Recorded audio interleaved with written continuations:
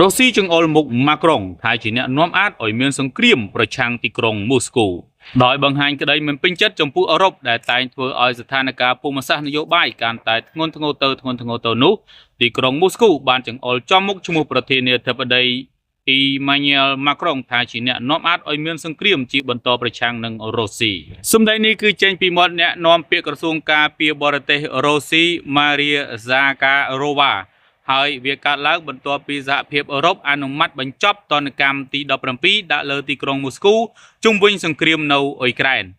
ជុំវិញការសម្រេចដាក់ទណ្ឌកម្មនេះគេឃើញថាលោកម៉ាក្រុនគឺជាអ្នកចេញមុខចេញមាត់ជាងគេឲ្យអំពាវនាវដាក់សម្ពាធលើទីក្រុងមូស្គូទើបធ្វើឲ្យវាមានក្រឹមឡើងមិនសប្បាយចិត្តជាការឆ្លើយតបនៃស្រី Zakharova បាននិយាយក្នុងអំឡុងសន្និសីទកាសែតមួយកាលពីថ្ងៃប្រហ័សទី15ខែឧសភាថា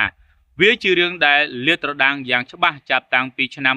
2022មកគឺទីក្រុងប៉ារីសនេះឯងតែងជាអ្នកនាំអាតនិងចូលរួមសកម្មភាពបំផុតនៅក្នុងសង្គ្រាមកូនកាត់របស់លោកខាងលិចប្រឆាំងប្រទេសរបស់យើងក្នុងរយៈពេលប្រមាណខែចុងក្រោយនេះបារាំងបានក្លាយទៅជាអ្នកដឹកនាំភាគីសង្គ្រាម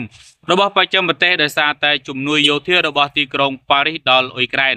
និងការជំរុញម្ដងហើយម្ដងទៀតឲ្យមានការដាក់ទណ្ឌកម្មបន្ថែមលើប្រទេសរុស្ស៊ីបារាំងដើរតួនាទីលេចធ្លោជាងគេក្នុងរឿងនេះមិនមែនត្រឹមតែត្រកូលប្រកាសឲ្យ EU ដាក់ទណ្ឌកម្មថ្មីលើរុស្ស៊ីទេបារាំងថែមទាំងពួតដៃជាមួយអង់គ្លេសនិងចេញមុខប្រកាសឲ្យបង្កើតក្រុមចម្រុះមួយដើម្បីបញ្ជូនទៅអ៊ុយក្រែនក្នុងនាមជាកងរក្សាសន្តិភាពពេលណាដែលរុស្ស៊ីអ៊ុយក្រែនឈានដល់កិច្ចព្រមព្រៀងសន្តិភាពបញ្ចប់សង្គ្រាមហើយផងដែររឿងនេះធ្វើឲ្យទីក្រុងមូស្គូក្តៅស្លឹកត្រចៀកនិង